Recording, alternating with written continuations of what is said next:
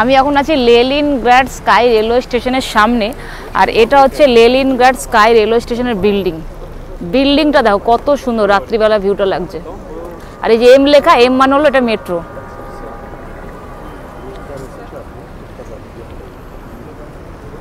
Wow, ভিউটা কত সুন্দর লাগছে। আর এখানে এখন গুড়ি গুড়ি বৃষ্টি হচ্ছে, আর আমি গাড়ি বুকিং করেছি 13 মিনিটে আসছে, গাড়ি নম্বর 816, 13 মিনিটে আসছে ড্রাইভার।